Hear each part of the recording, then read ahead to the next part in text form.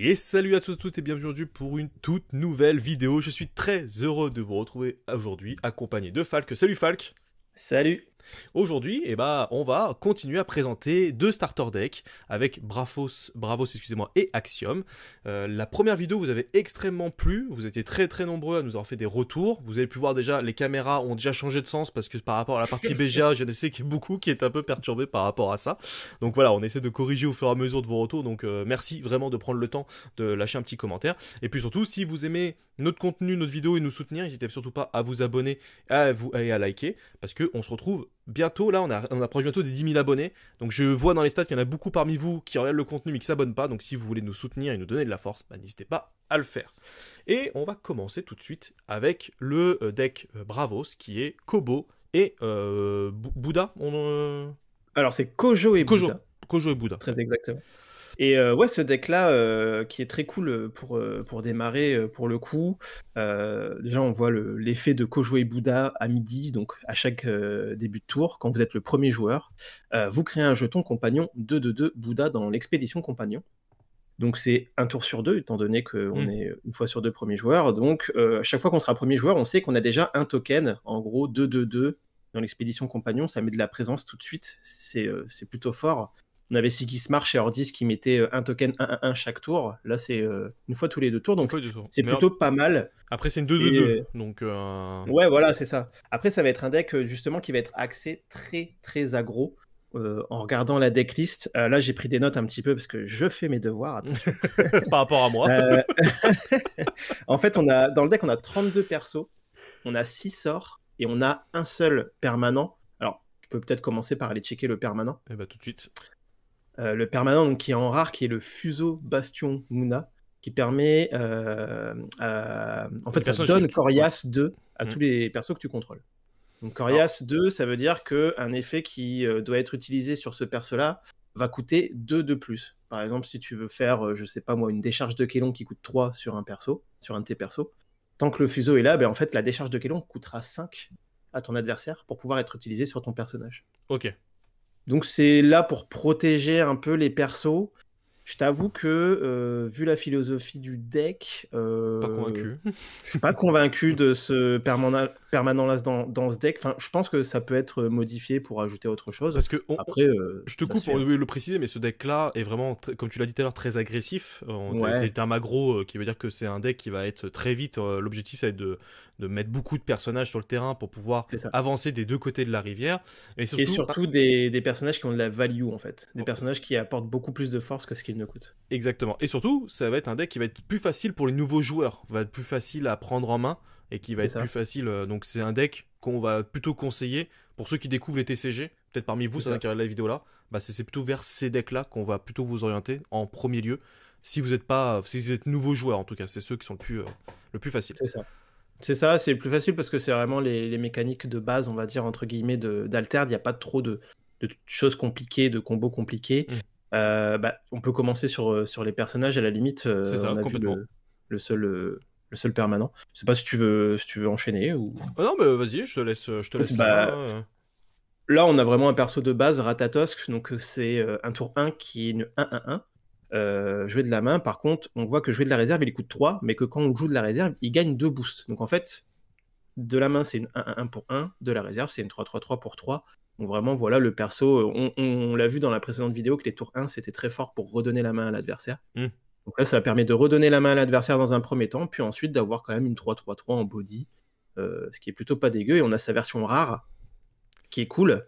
C'est pareil, une 1/1 jouée de la main, toujours une 3 de la réserve. Par contre, quand elle sort de la réserve, elle gagne 3 boosts, et plus que 2. Donc en fait, ça devient une 4/4/4 pour 3 jouée de la réserve. Ouais. Et là, c'est intéressant. Là, ça commence à mettre de la présence sur le board. C'est plutôt bon. Comme je t'ai dit, voilà, on est sur de la value, tout simplement. Complètement. Après, on a... Je fais exprès de te laisser les noms compliqués. Ouais, c'est ça, comme ça je passe pour un nom doux.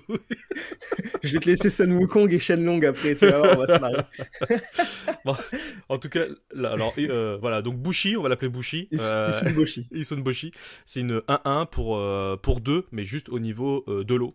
Donc c'est un personnage qui peut être très intéressant, mais il faudra faire attention au moment. Enfin, il faudra l'utiliser quand il y a besoin, enfin au tour 1. T'as pas besoin de En réfléchir. fait, son utilisation, elle est très situationnelle. Moi, je sais que j'ai tendance à beaucoup le mettre dans le mana Hmm. quand je l'ai en main et que j'ai un Ratatosk, je vais privilégier le Ratatosk. Des moments, il peut servir. Si vous jouez que sur la flotte ou s'il faut bloquer l'adversaire sur la flotte, ça peut servir. Ce qui est intéressant ici, ça va être son effet de soutien qu'on a en bas de la carte. Qui permet Alors, de le défausser. c'est ça. Soutien, c'est que Ouais, quand tu défausses donc un personnage, de la réserve. c'est ça. Mm. Et que le prochain personnage que vous gagnez pendant ce tour gagne un boost. C'est ça. Donc en fait, par exemple, je dis une connerie, t'as ton Issunboshi en réserve, t'as ton Ratatosk en main, tu défausses ton Issunboshi de la réserve, tu joues le Ratatosk pour 1 et ton Ratatosk il gagne un boost, donc c'est une 2-2-2 pour 1. Mm. Donc c'est dans cet esprit-là en fait que encore on reste sur le côté aggro des cartes qui se donnent de la value entre elles, sachant qu'en plus un effet de soutien, on le rappelle, c'est un effet qui est gratuit pendant votre tour, c'est-à-dire que quand vous le faites, vous ne redonnez pas la main à l'adversaire. C'est ça, exactement. Après, on a la traceuse Bravos qui, elle, est très très forte. Hein. C'est une 2-2 Ouais. qui a 3-3-3 partout. Mais par contre, elle C'est gagne ça. Fugace. Donc, ce qui fait que c'est une carte que vous jouez et qui ne reviendra pas dans votre réserve. C'est Donc, ça. à part, si vous arrivez à faire enlever, il y a des cartes qui enlèvent le mot-clé Fugace. Je crois pas qu'il y en ait C'est dans ça. le deck. Mais, Il n'y en a pas dans le deck. ouais, donc faire Et on a sa attention. version rare. On a la version rare, exactement, qui, elle gagne, enfin, c'est une 4-3-4 pour 2-2 C'est toujours. ça. Et elle, donc, elle gagne Fugace aussi, parce que c'est quand même, ça reste très, très fort. Hein. C'est très très fort. 4-3-4 pour 2, Ouais. c'est vraiment broken. Après, bon, c'est un slot de. En fait, faut partir du principe qu'elle est déjà très forte en En normal. commune. Oui. Donc, est-ce que utiliser un slot de rare pour la traceuse Bravos, sachant qu'en commune, c'est déjà une carte très très forte, je pense que c'est peut-être un peu overkill, on va dire. On va préférer garder des slots de rare pour d'autres cartes. Que celle-ci. Mais D'accord. oui, voilà. Mais on voit que quand même, en rare, ça fait le taf, quoi. Juste Hmm. pour 2, ça Complètement. calme. Complètement. On a la Ensuite, pionnière ouais, Bravos, voilà. qui est une Pionnière Bravos 2-2. qui, Excuse-moi. Non, mais vas-y, mais j'allais dire Pionnière Bravos, j'aime bien cette carte parce que vraiment, elle fait le taf. Elle est pas fugace et c'est Non, une 2 de la main. et c'est une 3-3, sauf pour la partie forêt-plante. C'est ça, Mais une 0-3-3. Et ouais, voilà, en fait, ce qui est cool, c'est que c'est un peu moins bon que Traceuse Bravos, mais ça retourne en réserve et ça fait et le ça coûte taf. que 2. Et Et ça ça coûte coûte que que 2. 2. Que ce soit dans ta main ou dans ta réserve. Donc ça reste quand C'est même ça. plutôt fort. Donc, bonne petite carte à mettre. En vrai, je trouve que c'est une bonne carte. Aspirant de Havre, je suis moins fan. Alors, c'est une 2 pour 3-1-1. D'accord. C'est ça. Donc, quand tu es allé jouer de la réserve, donc quand elle coûte 4, je gagne 2 boosts. C'est ça. Ça fait Donc, cher, quand même. ouais, ça fait cher. En fait, 3-1-1 pour 2, je suis pas hyper fan de la stat. Après, c'est une 5-4-4 pour 4. Non, c'est une 5-3-3 pour 4 de la 5-3-3. Ouais. réserve. Je suis encore moins fan. Du coup, je suis pas hyper fan de cette carte. En vrai, c'est une carte qui va bouger du deck. Après, de toute façon, je vais parler Oui, oui. de ce qu'on De ce va que pouvoir tu- améliorer, changer et tout. Mais ça, c'est une carte qui va être amenée à bouger du deck. On va pas la jouer dans ce deck-là pour Ok. le coup. Kappa. Le, Donc, le Kappa, oh, c'est fort, hein, 4-4 pour 4-4-5. Enfin, 4 de. Excusez-moi. c'est Hop là.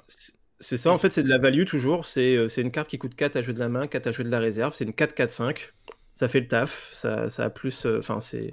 En termes de value, on est bon, quoi. Donc, c'est pas dégueu. C'est pas Après, dégueu comme carte. Une bonne nous carte. avons la videuse Bravos, hein, qui est une 3-3 pour 2-2. 2-2-2. Et qui a Mhm. saboté. Donc, ça qu'on peut défausser une carte de la réserve de son adversaire. Donc, ça, c'est très fort.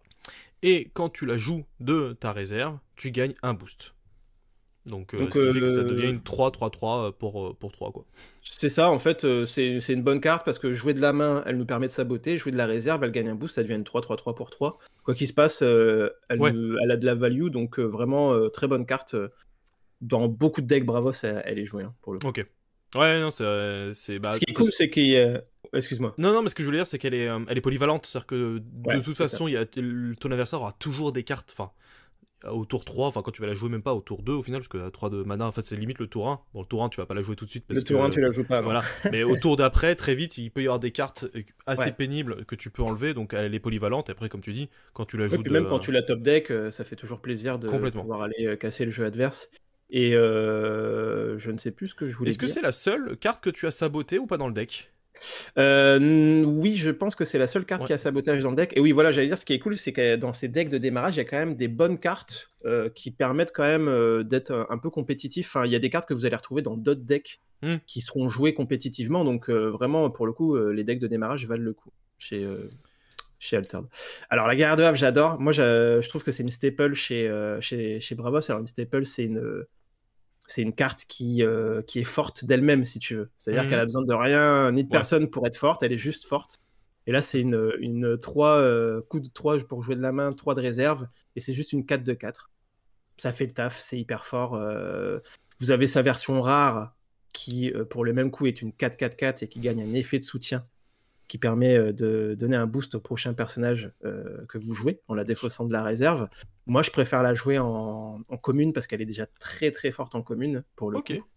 Et je sais pas sûr que tu allais me la mettre en 3 fois en rare dans le deck. Alors, au tout début du jeu, et tu vois, ça c'est marrant parce que quand on débute, effectivement, c'est une carte qu'on met en 3 fois en rare dans les decks. Au tout début du jeu, oui. Je le faisais, et en fait, au fur et à mesure que d'autres cartes sont sorties, et ben en fait, tu te rends compte que les slots de rare. Oui, étant rare. Non, en fait. Voilà, la guerrière de Havre, en vrai, elle est déjà très forte en commune. Elle fait partie de ces cartes qui sont très fortes en commune. Donc, il y a d'autres cartes qui sont mieux en rare qu'en commune. On va privilégier plutôt les slots de rare pour ces autres cartes. Ça marche. Mais elle fait le taf. Alors, Wukong, lui qui est très. Enfin, moi, quand je le joue à chaque fois, j'ai toujours apprécié. C'est une 3 qui est une 2-4-2. Et quand tu la joues de la réserve, c'est une 4. Et elle gagne 2 boosts. Donc, ce qui fait qu'elle fait une 4-6-4. Voilà. Donc ça, pour le coup, voilà, c'est une carte qu'on aime bien aussi. En termes de stats, on est un peu à l'inverse de la guerrière de Havre. La guerrière de Havre, c'était une 4-2-4. Là, c'est une 2-4-2. Donc ça vient un peu se compenser. Et puis, voilà, quand tu la joues de la réserve, elle regagne de boost. Donc, vraiment très bonne carte aussi, Sun Wukong. Pour le coup, il n'y a rien à dire dessus. Et donc, là, en version rare. En version rare, elle est relou. Ah, en version rare, elle est qu'une seule fois. Et ça, je sais pas pourquoi, mais moi, je la mettrais en 3 fois. Elle aussi, parce que elle a la même chose. Sauf qu'elle perd fugace. Donc ce qui fait que quand on joue de la réserve, en fait, pour ceux qui découvrent le jeu, mais peut-être que vous aurez vu notre vidéo qui va sortir prochainement où on explique les règles, on a déjà fait des parties d'explication. Mais quand vous jouez une carte de la réserve, elle gagne le mot-clé fugace, ce qui fait que le mot-clé fugace veut dire que à la fin du tour, elle ne retourne pas en réserve, elle va directement à la défausse. C'est ça. Et donc là, le fait qu'elle perd fugace, ce qui fait qu'elle peut revenir comme ça. Indéfiniment. Indéfiniment. En fait, tant qu'on te la gère pas, t'as une carte de ta réserve qui, pour 4, t'amène 4-6-4 en force chaque tour. Tu peux la rejouer chaque tour tant que l'adversaire ne la sabote pas. C'est ça. Et ça, effectivement, c'est plutôt fort. Elle conserve pas ses boosts, on peut tiens à le préciser. Non, elle conserve pas ses boosts. Par contre, ça commode bien du coup si tu joues des Havres. Havre Bastion Bravos qui donne des boosts à tes cartes qui sortent de la réserve. Donc là, si tu as 1 ou 2 Havres posés et que tu as ça en rare qui perd fugace et qui revient à chaque fois dans ta réserve, effectivement, c'est plus une 4-6-4, c'est une 6-8-6 pour 4. Tu vois, c'est plutôt fort. Clairement. On a après Atlas, qui est un personnage titan, qui est gigantesque, qui est donc considéré comme présent dans chacune de vos expéditions et qui est en 3-3-3 pour 5. C'est ça. Alors, ce mot-clé-là, pour être précis au niveau des règles, c'est clairement, en fait, tu le joues d'un côté comme de l'autre, en fait, comme d'habitude. Peu importe le côté où tu le joues. Voilà. Mais c'est qu'il va compter, en fait, sur les 2 tableaux, en fait. C'est ça, en fait, sa puissance va être comptée sur les 2 expéditions. Donc, quand tu le joues, il t'apporte 3-3-3 sur l'expédition de gauche, 3-3-3 sur l'expédition de droite. Et du coup, on va voir des decks qui vont jouer là-dessus. Notamment, on va le voir après quand on va voir les sorts, mais on a des cartes qui permettent de booster. Tu vois, un Atlas qui est 3-3-3 en main, tu défausses ton Isunboshi de la réserve, et ben ça devient une 4-4-4. Donc 4-4-4 de chaque côté. Isunboshi, donc c'est ici. Ouais, gagner un tour. Voilà. Donc on commence à voir un peu le côté encore aggro du deck. Il y a d'autres cartes qui vont permettre de venir le booster. Donc oui, c'est une carte qui est très forte et qui est très forte notamment au tie-break. Quand la partie dure jusqu'au tie-break, c'est-à-dire que vous faites égalité, vos expéditions se rencontrent en même temps. Là, en fait, on ne compte plus la force. En fait, on va plus jouer sur les 2 expéditions, on va compter la force totale. Et en fait, le joueur qui aura accumulé le plus de force sur les 3 biomes va gagner la partie. Et le Atlas, du coup, va compter sa force 2 fois. Donc en fait, un Atlas 3-3-3 ne va plus compter comme 3-3-3 de chaque expédition, mais il va compter comme une 12-12-12. C'est ça. Donc du coup, c'est hyper fort. Après, on a Shenlong.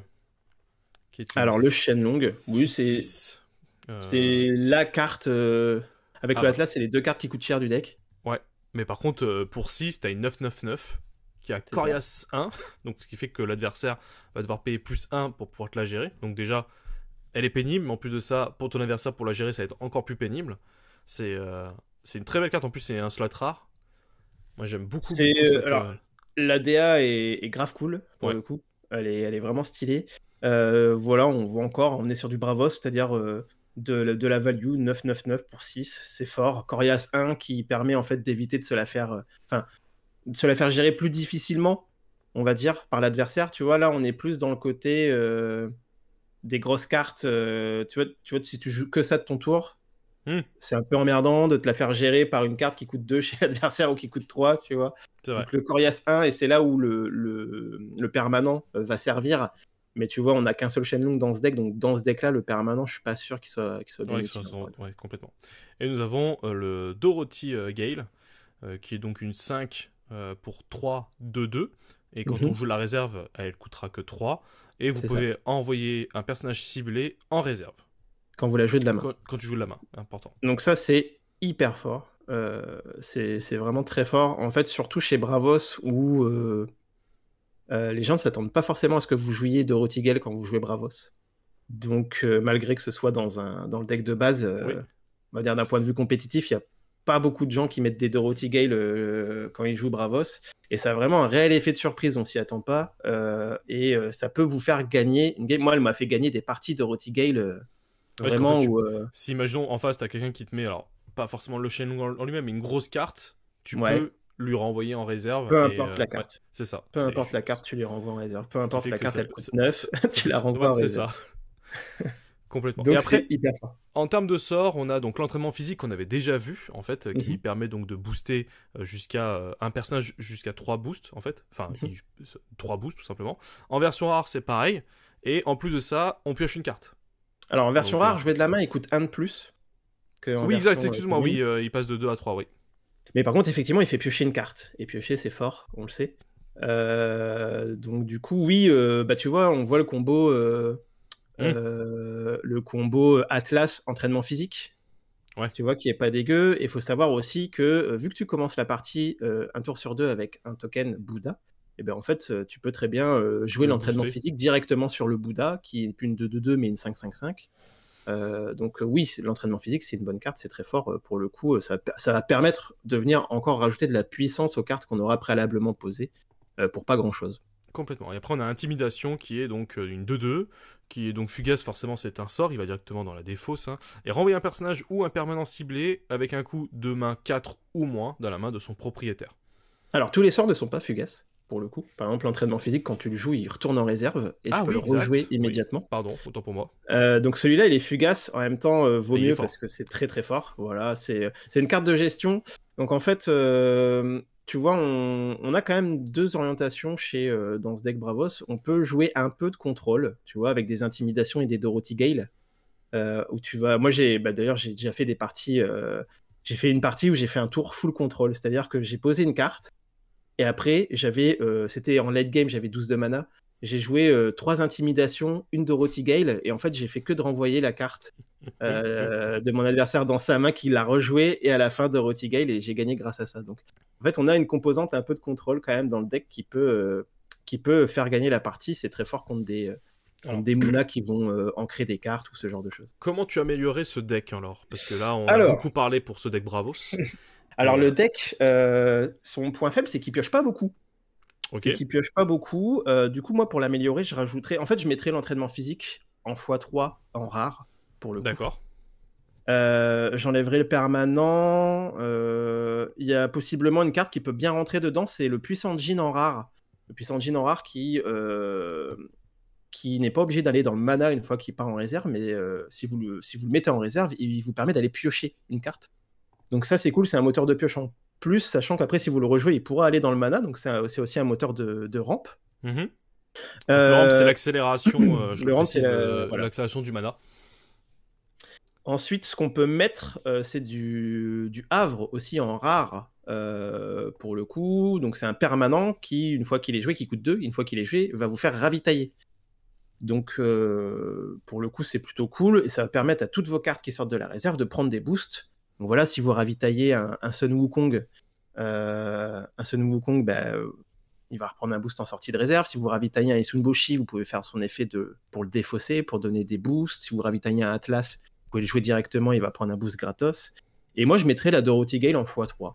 Pour le côté gestion, vous en avez déjà en rare, bien entendu. Vous en avez déjà un exemplaire dans le deck, donc vous pouvez le mettre en x3 dans le deck.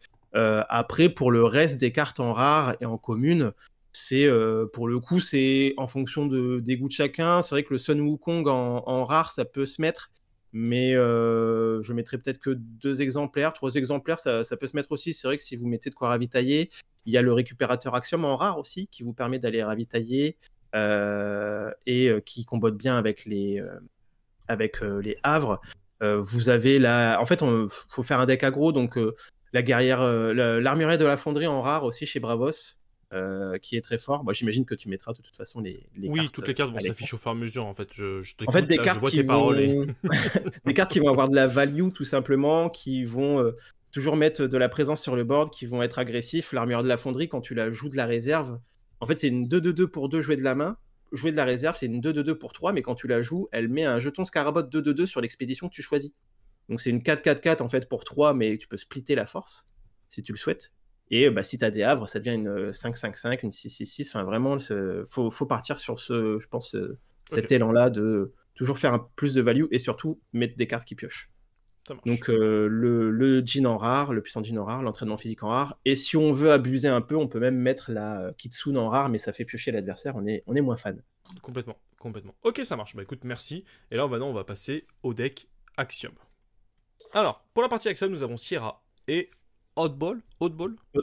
Ça dépend si tu le prononces. Si t'es allemand, c'est Oddball. Oddball. Si t'es américain, c'est Oddball. Oddball. Mais oui, je pense que c'est Oddball pour le coup. Oddball. Et donc, lorsque vous jouez un permanent avec un coût de 3 ou plus, vous pouvez m'épuiser. Donc, ça, vous l'inclinez et vous créez un jeton 2-2-2, un robot, un Scarabot 2-2-2.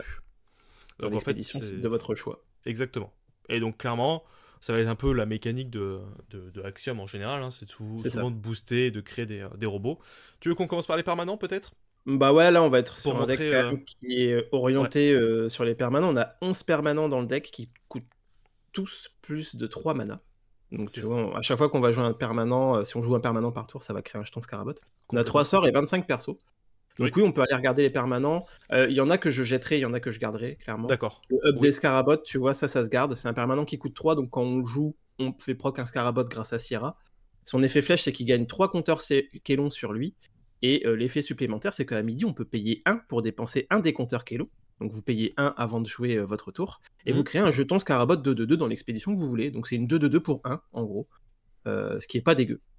Donc ça, très bonne carte à garder dans le deck. Ok. Après, nous avons le recycleur Axiom, qui lui, est à midi, tu ravitailles. Donc si tu mets la première carte de ton deck en réserve.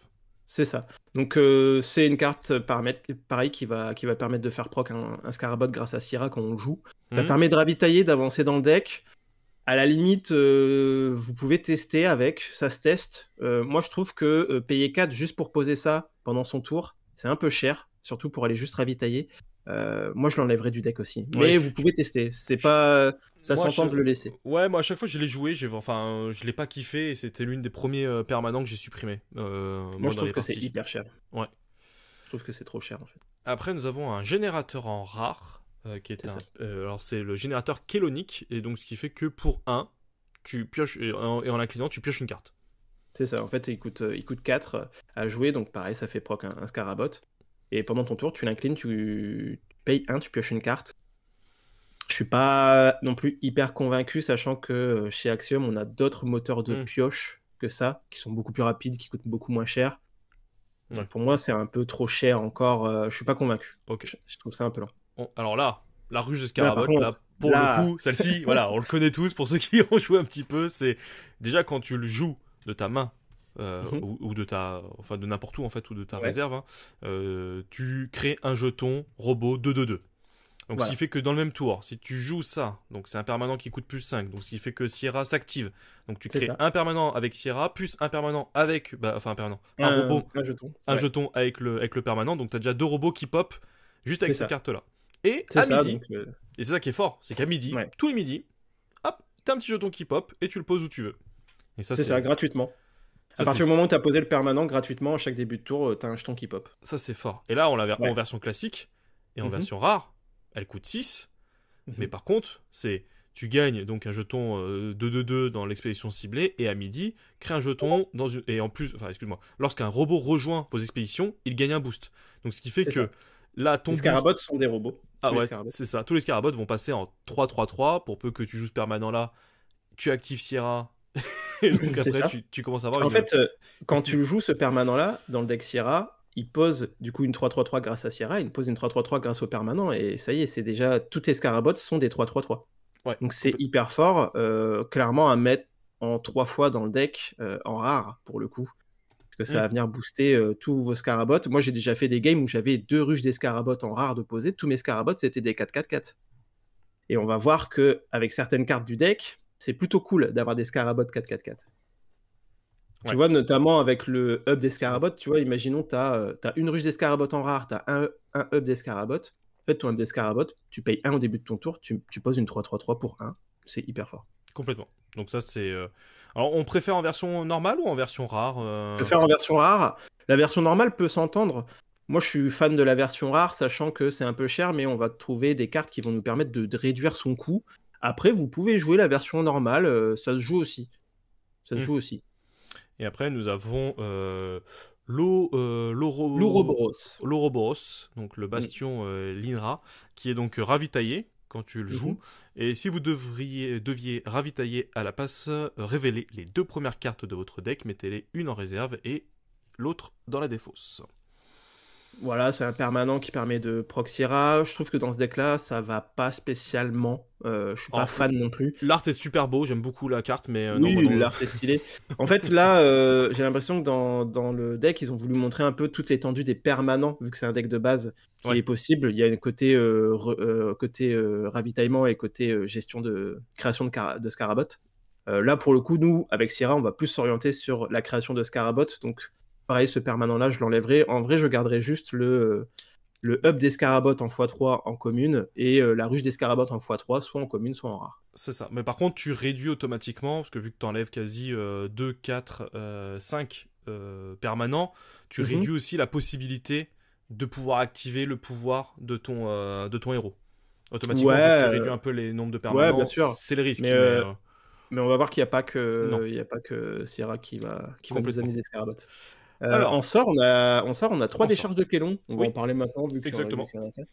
Ce qui est plutôt un bon sort, pour le coup. Pour 3, donc c'est fugace, ça tourne pas en réserve. Pour 3, vous choisissez soit d'envoyer en réserve un personnage ciblé avec un coût en main de 4 ou moins, ou soit de défausser un permanent ciblé avec un coût en main de 4 ou moins. Donc c'est de la gestion. C'est cool pour aller gérer des cartes qui sont ancrées, qui se boostent, etc. Et c'est surtout cool pour aller gérer des permanents, notamment les havres chez Axiom et chez Bravos, et notamment aussi les monolithes qui coûtent 4 en rare chez Ordis et chez Muna, qu'on voit beaucoup. Ok. Une très bonne carte de gestion. Maintenant, on passe au personnage. C'est ça.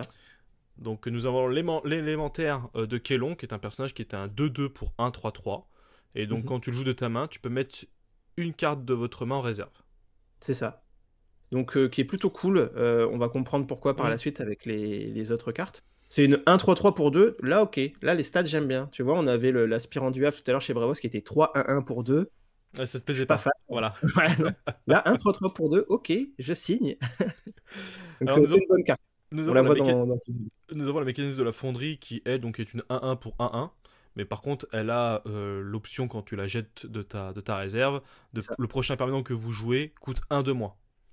Et donc là, c'est là où ça va être intéressant. C'est-à-dire que ça, si tu l'as 3 fois dans ton deck, potentiellement, ça va te permettre d'aller payer tes ruches d'escarabots un peu moins cher. Au lieu de la payer pour 6, tu la payes pour 5. Au lieu de la payer pour 5, tu la payes pour 4. Et ça, c'est cool.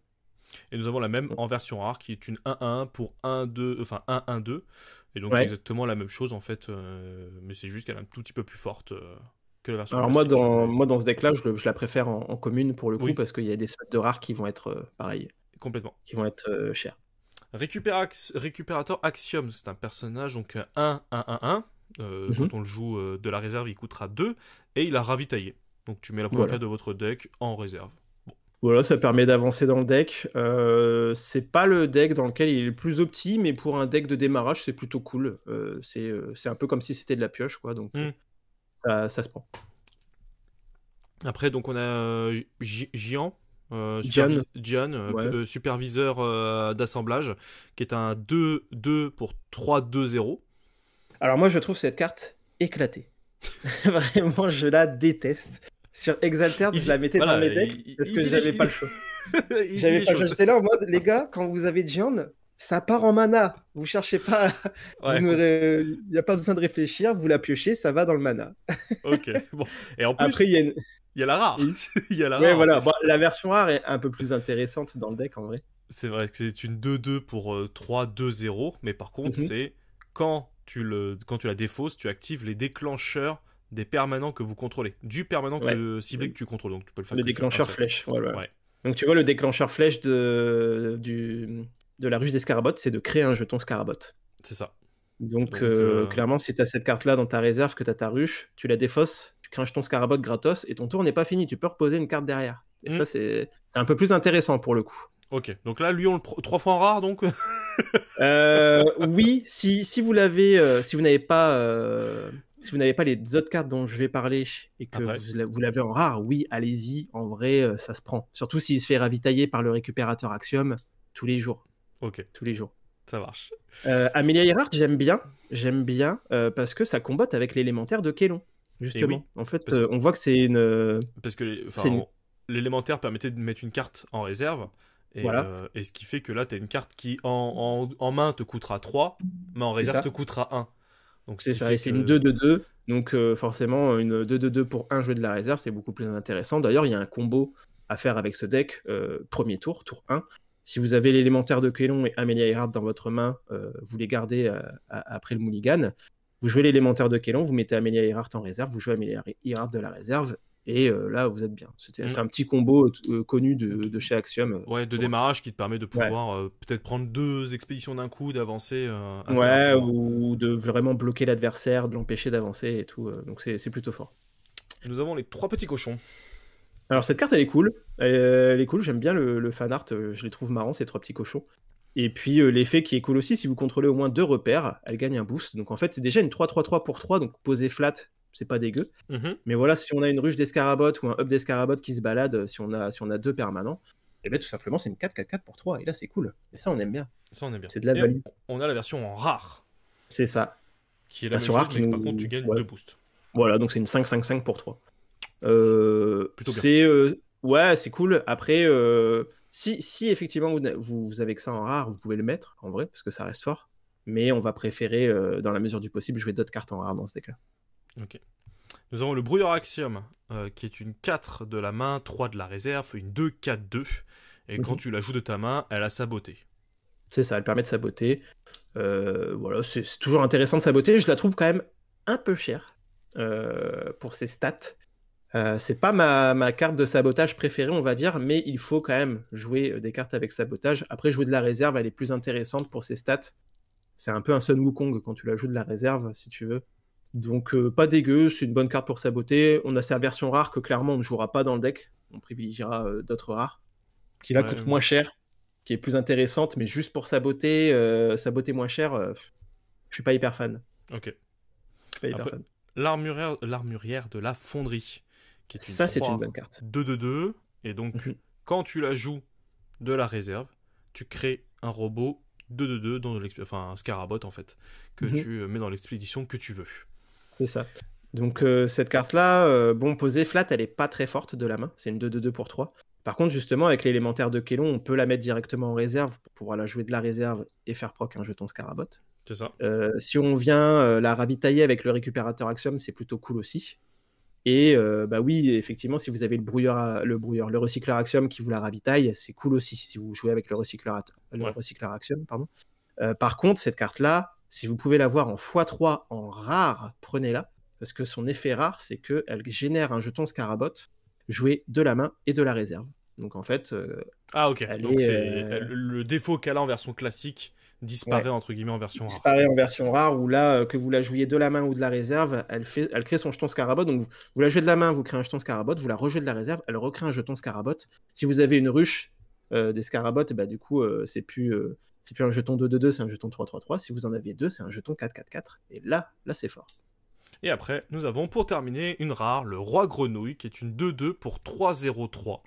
Et donc c'est très fort. C'est très fort, et en plus de ça, quand tu le jettes de ta réserve, quand tu défausses de ta réserve, ton permanent que vous jouez ce tour coûte 1 de moins. Et ça, c'est à mettre en x3 en rare, si vous le pouvez, parce que c'est très fort. Moi, j'ai déjà subi un tour 1 de mon adversaire qui me joue une mécanicienne de la fonderie et un Roi Grenouille. D'accord. Les deux vont en réserve, tour 2, il défausse la mécanicienne, il défausse le Roi Grenouille, et il me joue une ruche des Scarabot en rare. Qui crée déjà un Scarabot 3-3-3 grâce à Syrah, un Scarabot 3-3-3 grâce au Scarabot, et le mec était setup. Je me suis fait rouler dessus toute la partie. J'ai pas pris plaisir. Voilà, quand tu commences comme ça, alors après t'as une main de ouf quand même pour démarrer après, comme ça. C'est une main de ouf. Mais le deck est construit pour que ça se passe. Oui. Mais en tout cas, dans ce deck-là, j'ai pris pas mal de notes quand même. C'est le moment de tes devoirs là. C'est le moment de mes devoirs. Donc effectivement, si vous pouvez mettre la ruche en rare en x3, c'est très bien. Pourquoi en rare? Parce qu'elle va booster tous vos robots. Donc vous pouvez la mettre en commune, mais en rare, elle va venir booster tous les Scarabots que vous remettez derrière avec d'autres persos, c'est plutôt fort. J'ai mis le Roi Grenouille en rare en x3 aussi. Et l'armurière de la fonderie en rare aussi en x3. Vous avez la carte Ogun qui peut se mettre aussi. Donc Ogun qui est sorti récemment, qui va permettre de venir booster tous vos robots quand elle est jouée. Donc tous les Scarabots vont gagner un boost, et vous avez sa version rare qui va vous permettre, si vous payez 2 de plus, de générer un Scarabot avant de venir booster tous vos robots. Donc ça peut rentrer dans le deck. En moteur de pioche, qui est plutôt fort, moi j'adore Ada Lovelace. Ada Lovelace en rare, qui, une fois qu'elle est jouée de la réserve, vous prenez une carte de votre main, vous la mettez en réserve et vous piochez une carte. Et du coup, en rare c'est fort parce que vous pouvez soit la poser flat et ensuite la jouer de la réserve, mais avec l'élémentaire de Kélon, voilà, vous jouez l'élémentaire de Kélon, vous mettez Ada Lovelace en réserve, vous la jouez de la réserve, vous allez piocher. Et pour le coup, c'est hyper fort. Et en plus, Ada, elle va remettre une carte en réserve, donc derrière, elle peut remettre une Amelia Earhart en réserve, elle peut remettre une armurière de la fonderie commune en réserve. Enfin, voilà, on a un peu ce petit jeu qui se fait. Donc Ada Lovelace, très bonne carte. Et aussi, on a le Coppelia. Coppelia qui est une autre carte robot, pour le coup, qui, une fois qu'elle est mise de votre main à la réserve, en fait, vous la jouez gratuitement depuis votre réserve, mais elle gagne endormie pour ce tour. Donc ses stats ne compteront pas pour ce tour. Mais par contre, elle prend les boosts de la ruche des Scarabot en rare. Elle va prendre les boosts du Ogun. Et on sait que dans ce deck, avec un élémentaire de Kélon ou avec une Ada Lovelace, c'est une carte qui peut facilement aller de la main à la réserve. Donc c'est pas dégueu non plus. Ok. Et aussi, je me permets juste un dernier petit sort, si vous l'avez, qui est très fort en commune, qui coûte 1. Il me semble en commune, c'est l'entraînement mécanique. L'entraînement mécanique, pour 1, il vous permet de faire proc l'effet flèche de votre permanent ciblé. Donc si vous avez une ruche des Scarabot en rare, pour 1, vous placez un Scarabot 3-3-3. Et c'est fort. Très très fort. Ça marche. Bon, alors... Pour cette vidéo, par rapport à la première, on a été beaucoup plus long pour vous présenter les deux decks, donc je pense qu'on fera pas la partie sur cette vidéo-là, des deux starters. Vidéo, ouais. Je pense qu'on fera une autre vidéo pour vous présenter ça.